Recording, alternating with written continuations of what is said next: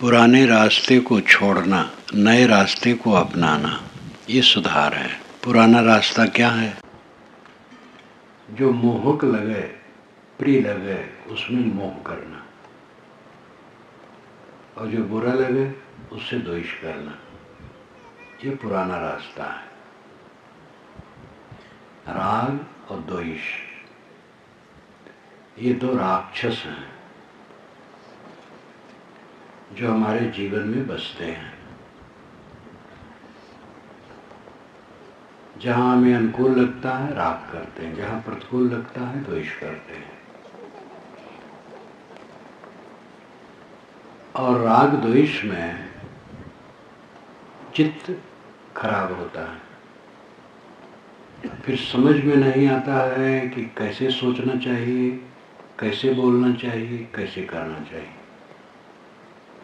जब अंधकार दिमाग में छा जाता है तब आदमी किंकर्तव्य विमूढ़ हो जाता है और वो ऐसा सोचता है जो नहीं सोचना चाहिए, और ऐसा बोलता है जो नहीं बोलना चाहिए, और ऐसा करता है जो नहीं करना चाहिए, और इसी में जीवन खराब होता है। यहाँ बैठे हुए सज्जनों में ऐसे होंगे जो कोई नशा का सेवन करते होंगे, और नशा ही को लीजिए तो क्या नशा ग्रहण करने योग्य है? क्या तंबाकू, बीड़ी, सिगरेट, शराब, कबाब ये खाने पीने की चीज है?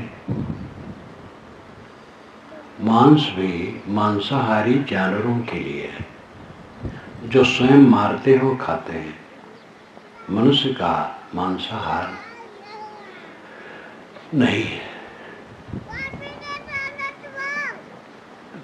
लेकिन वो ऐसा पाप करता है। स्वयं जीना चाहता है लेकिन दूसरे को मारता है। बाजारों में देखो, मैं अभी कहीं था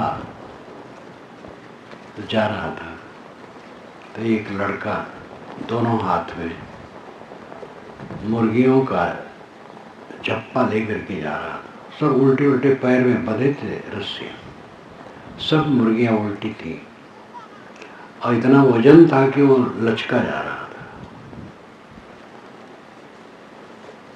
ऐसे लोगों को कुछ होश ही नहीं है कि हम क्या करते हैं। एक नवयुवक मुर्गी बेचता है तो जो लोग आते हैं पैसा लिए मुर्गी दिया, कोई कहता काट दो तो तुरंत वो चाकू से उसका गला काट देता है। एक बार गला काटा उसका तो अपनी उंगली थोड़ी सी कट गई, तो हाथ से पकड़ कर उंगली तन तन घूमने लगा, परेशान। सब हंसने लगे, कह रात दिन तो दूसरे को काटता है, अब उंगली में थोड़ी कट गई, कितना दर्द हो रहा है।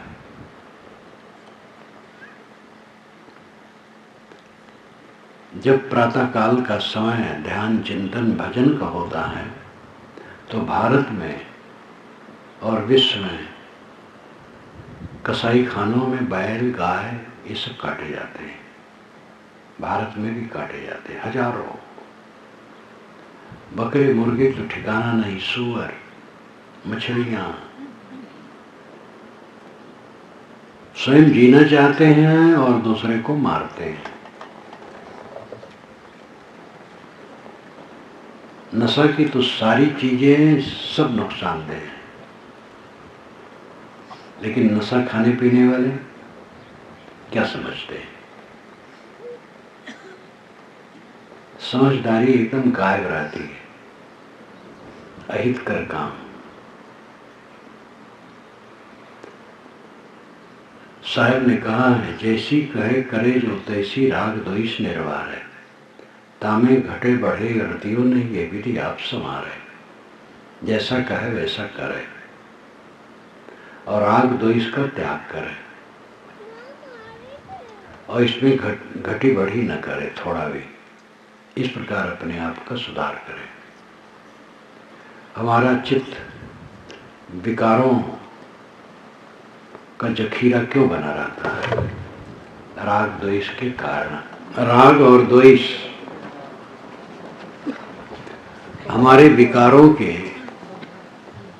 मूल में है। राग न रहे, द्वेष न रहे तो कोई विकार नहीं रहेगा। बाकी तो उसके छोटे छोटे विकार हैं, उसके जन्म बच्चे हैं।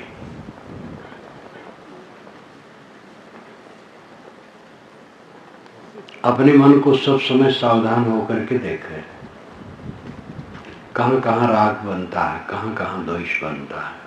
आदत है पुरानी, मोह करने की आदत है, और जिसमें हम मोह करते हैं वो क्षणिक है। बड़े बड़े राजे बादशाह चक्रवर्ती थोड़े दिन में चले गए। सारा दृश्य जो चमकता है क्षण ही में खो जाता है। प्रकृति से सारी चीजें निर्मित होकर निकलती हैं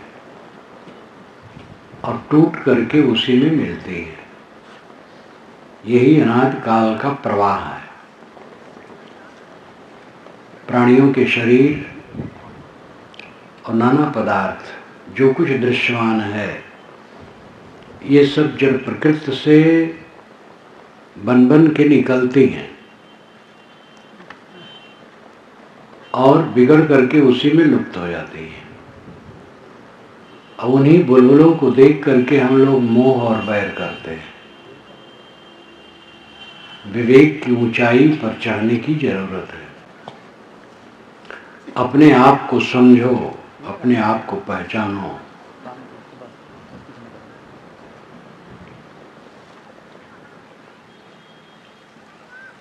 आसक्ति और ममता को काटो।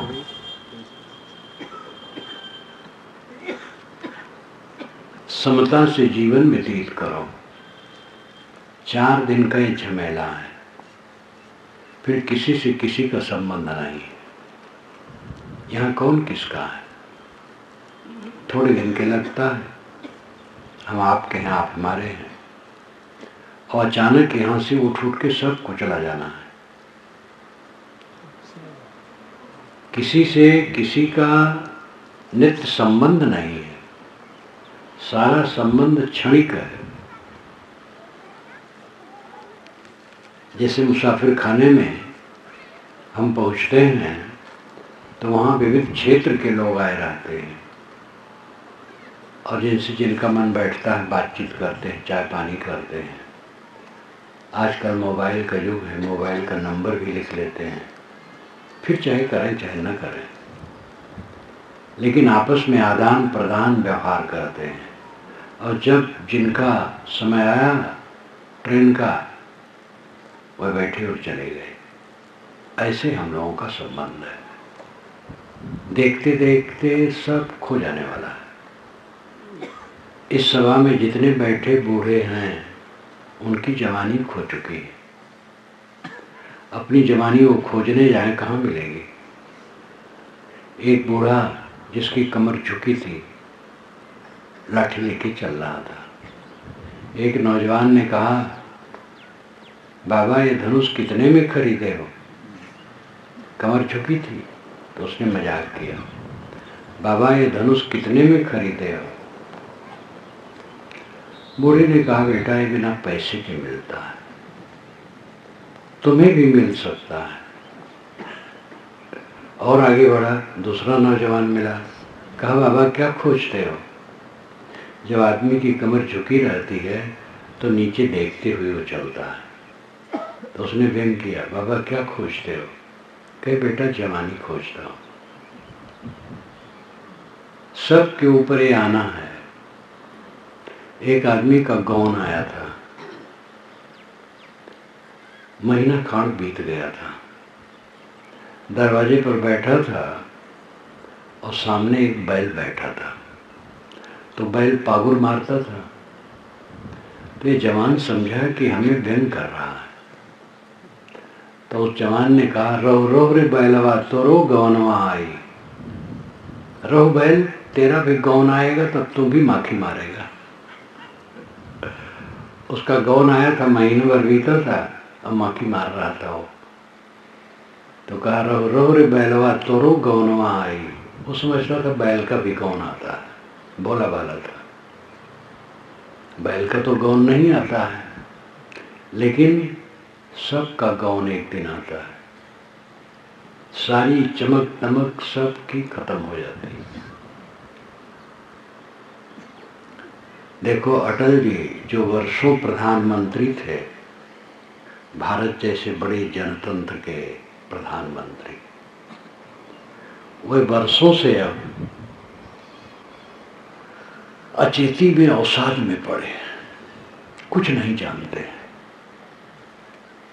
अकेले हैं, अकिंचन हैं, असमर्थ हैं। ये तीन घटना होना है सबके जीवन में। संत लाओ त्से ने कहा है, उनकी पुस्तक है ताओ ते चिंग, पुस्तक का नाम है, चीनी भाषा में, लेकिन हिंदी उसका भाष्य करके रखा गया, आप आराम से समझ सकते हैं। ताओ ते चिंग पुस्तक का नाम है। ताओ का अर्थ है विश्व नियम, ते का अर्थ है सद्गुण, चिंग का अर्थ है पुस्तक। विश्व नियम और सद्गुण की पुस्तक।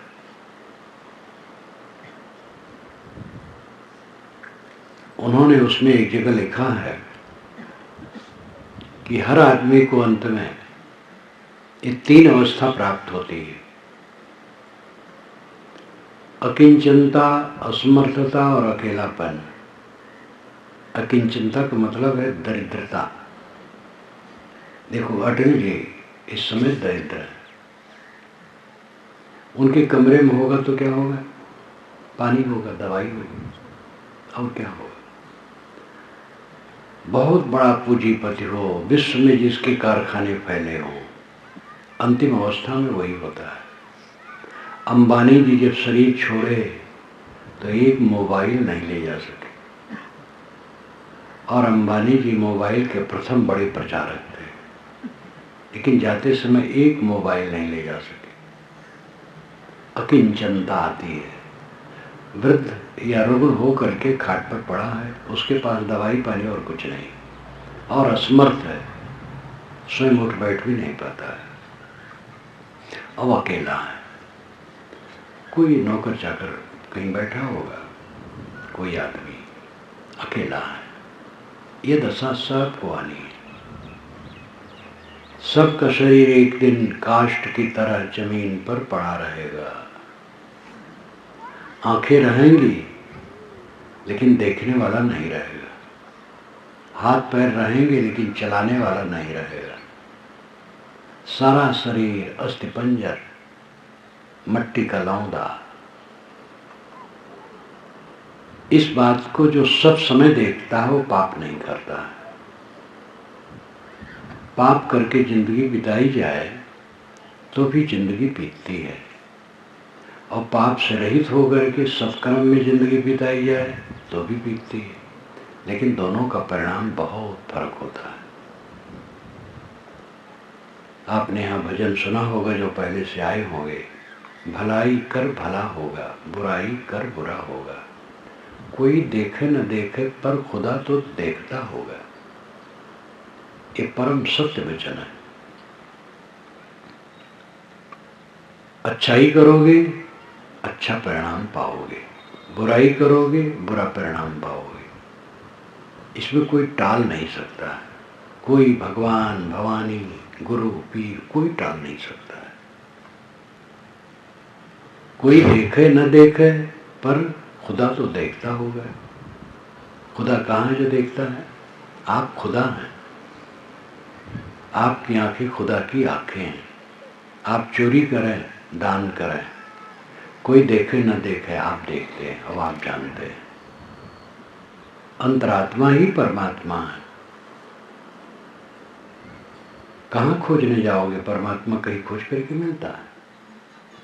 तीर्थों में घूमने वाले घूम आते हैं, पाथर पानी के सिवा कुछ नहीं मिलता, हल्ला गुल्ला धक्का मुक्का।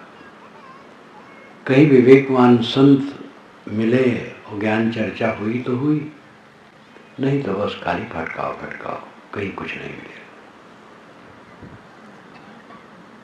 जिसे हम खोजना चाहते हैं वो हमारे में है, जिसे हम पाना चाहते हैं वो हमारे में है। हम परमात्मा मोक्ष कल्याण निर्वाण पाना चाहते हैं, परम सुख, निर्भय सुख, अनंत सुख पाना चाहते हैं, वो हमारे में है। खुराफात को दूर करें। खुराफात के कारण उसका अनुभव नहीं होता है। जिस शब्द में आपको प्रसन्नता हो वो शब्द कह लीजिए। राम, ब्रह्म, अल्लाह, खुदा, गॉड, निर्वाण, मोक्ष, परमानंद, जो शब्द कहना चाहो, ये सारे शब्द आपके बनाए हैं। शब्दी कौन है? नामी कौन है? नाम का महत्व नहीं, नामी का महत्व है। शब्द का महत्व नहीं, शब्दी का महत्व है। जो शब्द कहने वाला है, नाम कहने वाला है, नाम निरूपित करने वाला है, वो आप हैं। राम नाम जब 1000 वर्ष के पहले नहीं था। मानस में आप लोग पढ़े सुने हैं कि चारों वेदों में और समस्त जगह राम राम महिमा है, लेकिन ये गोस्वामी जी जो कहते हैं ठीक नहीं है। वेदों में कहीं राम नाम महिमा नहीं, 6 शास्त्रों में नहीं, उपनिषदों में नहीं, वाल्मीकि रामायण में नहीं है। राम का महत्व है, राम एक राजा है, राम एक महापुरुष है, लेकिन राम राम जपना चाहिए, वाल्मीकि रामायण में कहीं नहीं लिखा है। राम नाम जप 1000 वर्षों से प्रचलित है, उसके पहले नहीं था। कृष्ण नाम जप 2500 वर्षों से प्रचलित है। हरि नाम जप 1500 वर्षों से प्रचलित है। गॉड जो विश्वव्यापी शब्द है 600-700 वर्षों से प्रचलित, उसके पहले नहीं था। सारे नाम रखने वाले इंसान हैं।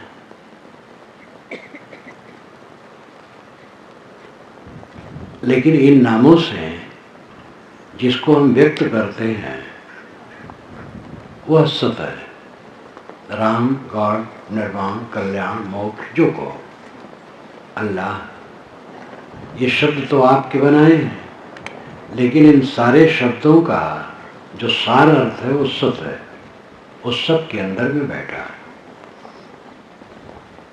उसी का सब नाम है, सब उसी के पर्याय हैं। परमात्मा परमात्मा को खोज रहा है, ये आत्मा परमात्मा है, लेकिन ये बाहर खोज रहा है, भटका हुआ है। खोजना बंद करो, शोधना शुरू करो। आप कौन हैं? अपने को पहचानते नहीं, परमात्मा को कैसे पहचानेंगे? अपने को पहचाने। आप कौन हैं? आप देह नहीं हैं। आप साहू, चंद्राकर, बावन ठाकुर नहीं है, हिंदू मुसलमान नहीं, स्त्री पुरुष नहीं है, काले गोरे नहीं है, बालक वृद्ध नहीं है। ये सब शरीर है। आप जो बोलने वाले, जानने वाले हैं, वो शुद्ध चेतन है।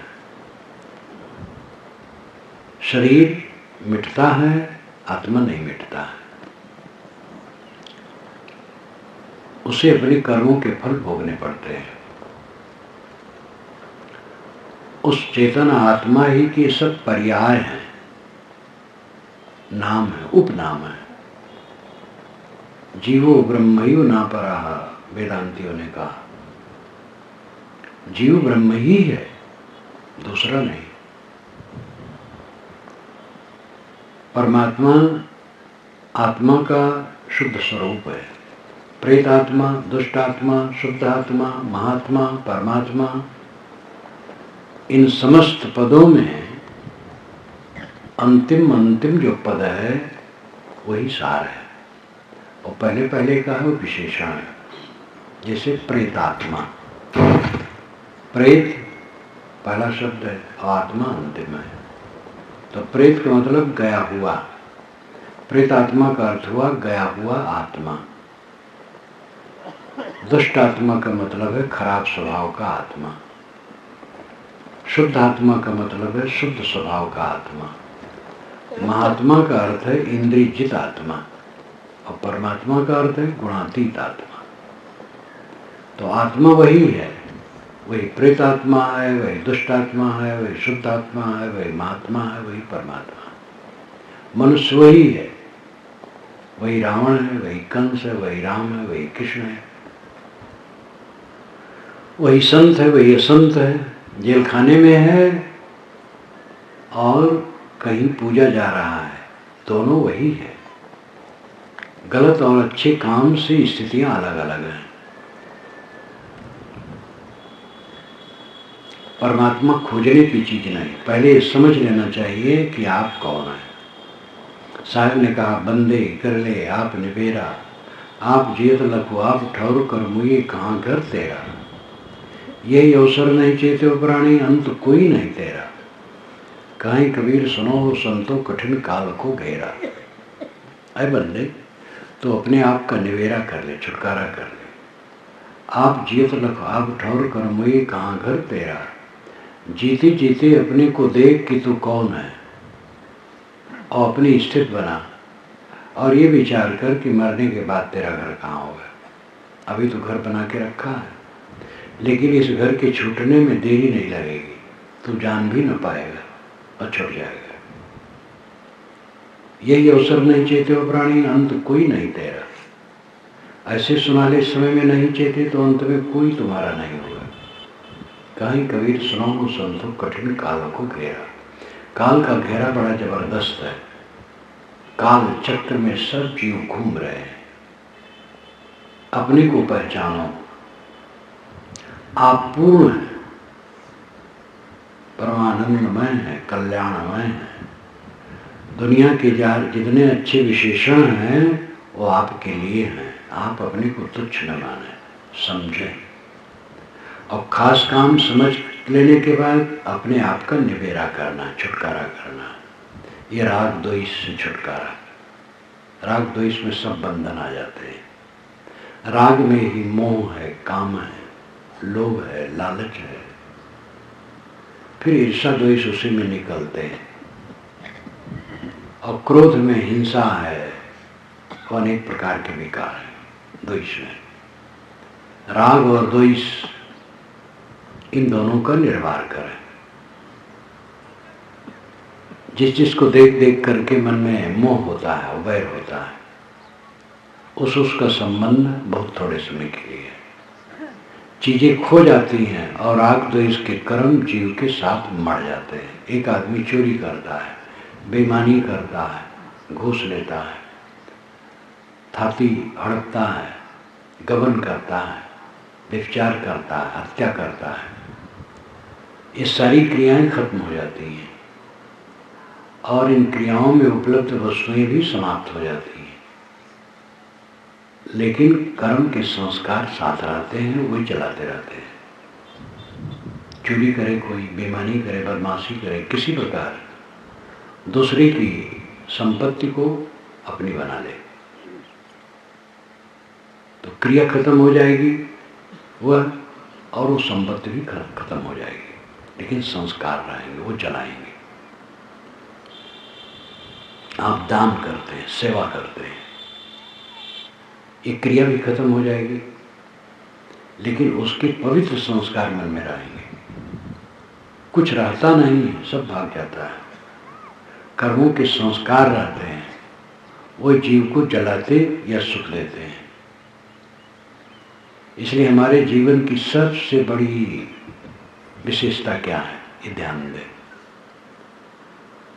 बाहर की चीज़ों को हम देखते हैं और किसी का अच्छा मकान देख के मन में होता है ऐसा मकान हम भी बनवा लेते। किसी की अच्छी गाड़ी देखकर हमें भी गाड़ी होती है। ऐसे तमाम चीज़ों के लिए मन में होड़ होती है, चाहना होती है। लेकिन कोई आत्मशांत पुरुष है, उसको आप समझ नहीं पाएंगे, क्योंकि उसका भी शरीर है, शरीर कपड़ा पहने, खाता पीता है, बातचीत करता है, तो उसको कैसे समझ पाएंगे। इसलिए उसके लिए होड़ नहीं हो पाती है। जैसे शांत में भी शांत रहूं, ये समझ में नहीं आता है। भौतिक चीज़ों के लिए तो आता है, इसलिए भौतिक चीज़ों के लिए लोग परेशान रहते हैं। जीवन की सबसे बड़ी सफलता है चित्त में विश्राम।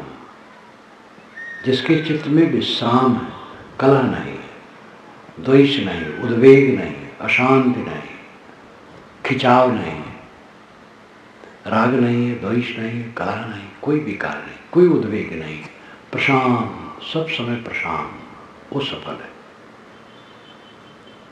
और ये काम करने वाले बहुत कम लोग हैं। सामान्य की बात छोड़िए, पढ़े लिखे लोग भटके हुए हैं।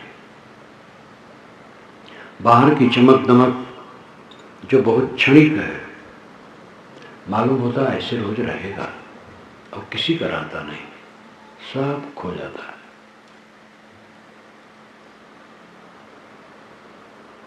राष्ट्रपति मरता है, प्रधानमंत्री मरता है, चक्रवर्ती मरता है, बड़े बड़े महात्मा मरते हैं, सामान्य लोग मरते हैं। मृत्यु पक्की है। लेकिन जिसे आत्मज्ञान हो जाता है उसके लिए तो मृत्यु मर जाती है, मृत्यु ही मर जाती है। मरना और जीवन ये देह सापेक्ष है। जो अपने को निरंतर शुद्ध आत्मा समझता है, मरना जीना रह ही नहीं गया, सब समय मंगलमय प्रसन्न। और देह में रहते रहते देह को छोड़े रहता है, सब समय देह को छोड़े रहता है।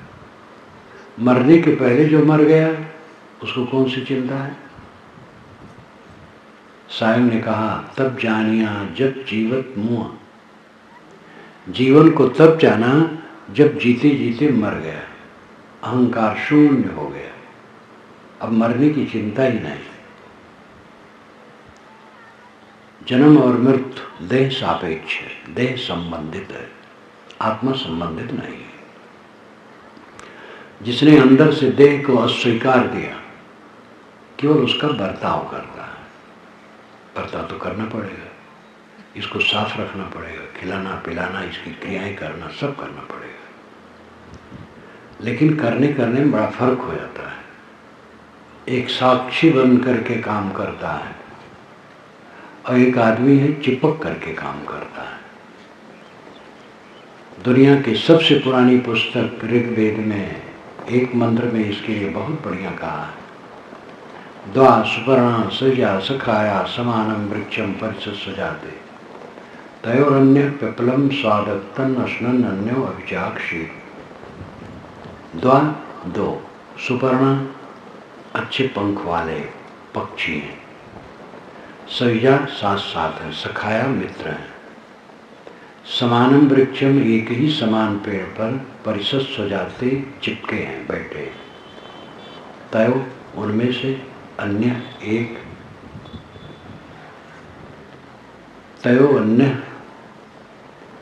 तयोरन्य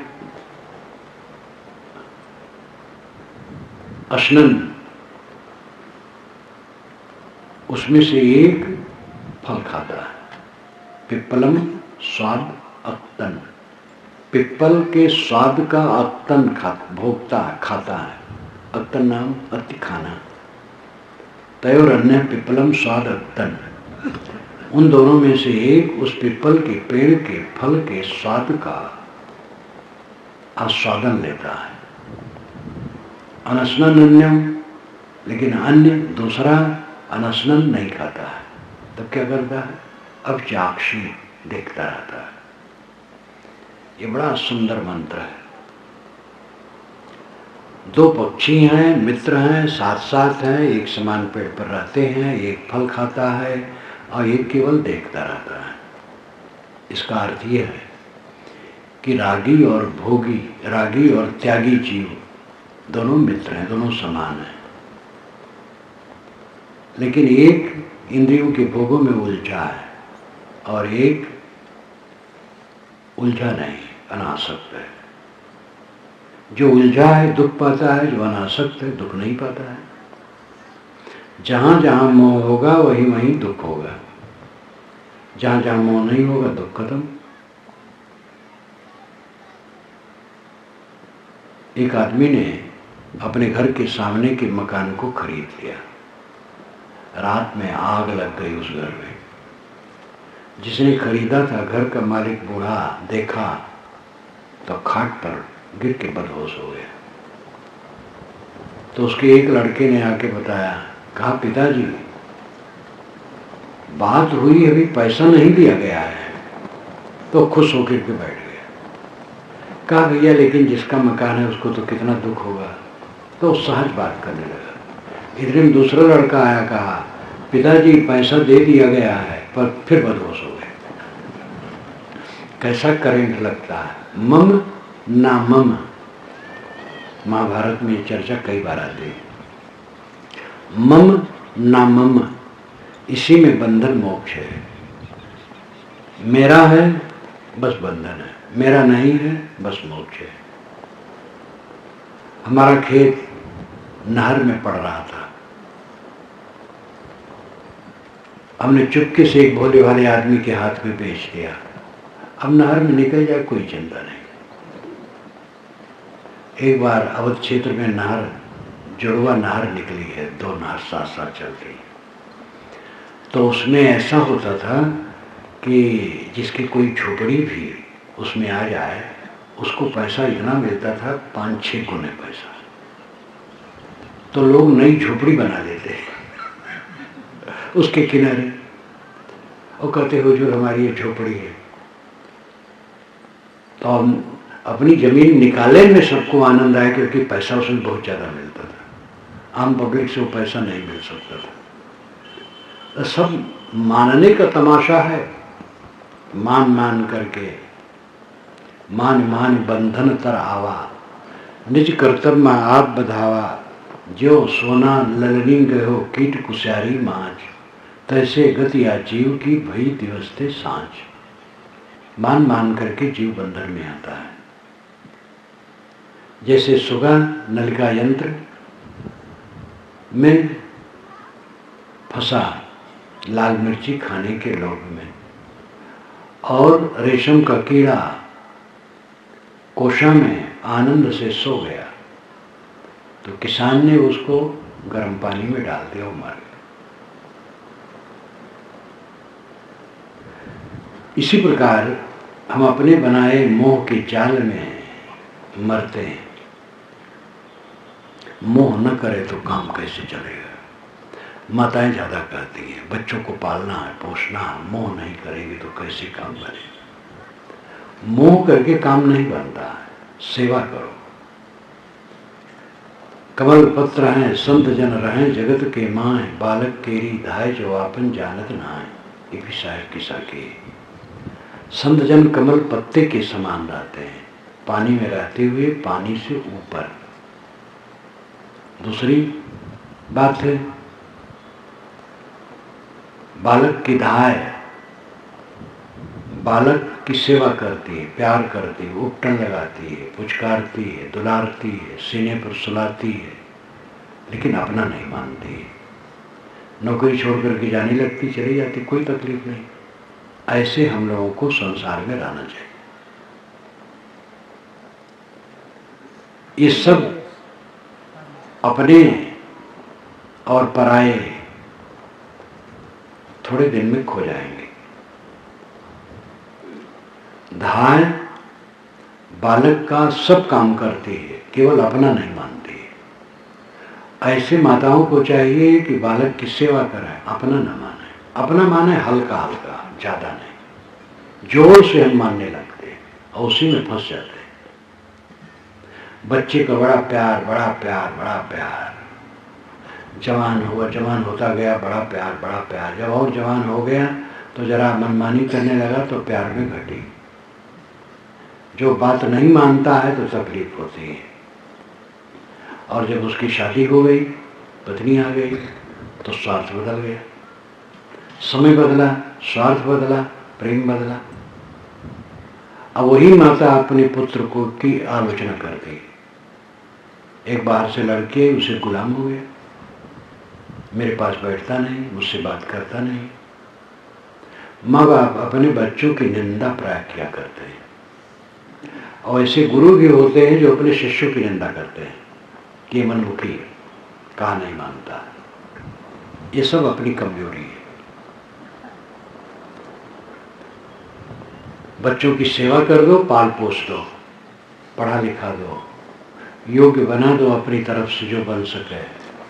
काम धंधे में लगा दो, विवाह शादी का समय आए विवाह शादी कर दो। बस वो जाने, उनका काम जाने, उनसे कुछ न चाहो। तब सुखी रहोगे। जितना चाहोगे उतने दुखी रहोगे। हाथी घूमे गांव गांव, जेकर हाथी तेकर नाव। जमींदारों और रियासतदारों के हाथी होता था तो गांव गांव घूमता था तो कहते थे फलाने बाबू का हाथी है, फलाने बाबू का हाथी है। बस यही नाम होता था और क्या। जिनको हाथी होता था, हाथी का दूध नहीं मिलता था उनको, और किराया भी नहीं मिलता था। आज तो आप लोग कार रख लें तो कहीं बारात में दे दिए, कहीं कहीं दे दिए तो किराया भी मिल जाएगा। हाथी किराया नहीं मिलता है। हाथी तो एक श्रृंगार है। जैसे आपके लड़का है, हाथी की तरह है। आपका लड़का है, आपका नाम होगा, आपका लड़का है, बस और क्या चाहिए। जब वो करने लायक होगा तो अपनी बीवी बच्चों में फंसेगा तो आपको देखेगा कि उसको देखेगा। और आज का ज़माना जो है और तेज, पढ़े लिखे लोगों में तो यह है कि साहब एक लड़का है बंगाल में है, एक केरला में है, अब मियाँ बीवी बूढ़े बूढ़े घर में पड़े, कोई पूछने वाला नहीं। और नहीं वहाँ है तो महासमुंद में है, रायपुर में है, और घर में भी है तो पसंद नहीं करता है। अभी एक सज्जन का फोन आया, उन्होंने कहा साहब लड़के तो चाहते हैं, बहुएं नहीं चाहती हैं, इसलिए मैं अलग रहता हूँ। और ये बहुएं आगे चल करके इनकी दशा क्या होगी। बस इनका लड़का अंगूठा दिखाएगा। आजकल कितने ऐसे लड़की वाले हैं जो अपने दामाद को चाहेंगे कि मेरी लड़की को ले करके तुम घर से अलग रहो, माँ बाप से छुड़ाना चाहते हैं। और अब आगे नहीं समझते हैं कि मेरा ही लड़का जब मुझे छोड़ करके ससुराल परस्त होगा तो मेरी क्या दशा होगी। ये तो दुनिया चक्र है, सबके ऊपर आना है। देना सीखो, सेवा करना सीखो, दूसरों को सुख देना सीखो, दूसरे की बड़ाई करना सीखो, दूसरे की इज्जत करना सीखो, अपने आप अपने को इज्जत मिलेगी। लेकिन हम अंधे स्वार्थी हैं, अपना चाहते हैं। दुनिया की सारी चमक दमक बहुत थोड़े दिन रहने वाली है, अपने को सुधारें। मैंने आपसे शुरू किया था कि जिस मार्ग में आज तक हम चलते आए हैं उस मार्ग को बदलें। आज तक क्रोध, काम, लोभ, मोह, राग, द्वेष, ईर्षा, छल कपट, अहंकार, इसी मार्ग में चलते आए हैं और इससे जलते रहे हैं। अब आज भी जल रहे हैं। अब इस रास्ते को छोड़ करके समता, शील, संयम, संतोष, धीरज, विवेक पर सेवा करना शुरू करें। हम साथियों से सुख चाहते हैं, उनको दे सुविधा। दूसरे से बड़ाई चाहते हैं, दूसरे की बड़ाई करें। जो हम चाहते हैं वो दूसरे को दें, अपने आप को स्वयं मिलेगा। लेकिन हम दूसरे को नहीं देना चाहते, दूसरे की नुक्ताचीनी करते हैं, दूसरे के गुणों को घटा के कहना चाहते हैं, अपने ही लड़के के गुणों को घटा के कहना चाहते हैं। बच्चे में जितना गुण है उतना नहीं कहते, घटा के कहना चाहते हैं। साथियों के गुणों को घटा के कहोगे, साथी आपके गुणों का क्या वर्णन करेंगे। ये दुनिया ऐसी है, दो मिलेगा और नहीं दोगे आप भी नहीं पाओगे। जो लोग कहते हैं हमें पत्नी प्रेम नहीं देती, पति प्रेम नहीं देता है, देवरान प्रेम नहीं देती है, वो प्रेम से खाली है। जो प्रेम से भरा है वो कब सोचेगा हमें प्रेम नहीं देते हैं। कोई पेट भरा है जिसका, वो कब सोचेगा कि लोग हमें भोजन नहीं देते हैं। जब प्रेम से भरा है तो सोचेगा ही नहीं कि हमें प्रेम नहीं देते हैं। प्रेम से स्वयं परिपूर्ण रहो। आपसे लोगों को प्रेम मिले तब आनंद आएगा। जिस रास्ते से हम आए हैं उस रास्ता को छोड़ करके दूसरे रास्ते पर चलें। काम, क्रोध, लोभ, मोह, राग, द्वेष, कलह, इन्हीं रास्ते से हम आए हैं आज तक। अब इनको छोड़ करके समता, शांति, सरलता, पवित्रता, संतोष, धीरज, विवेक, प्रेम, इस रास्ते से चलें। मैं अपनी वाणी को विराम देता हूँ।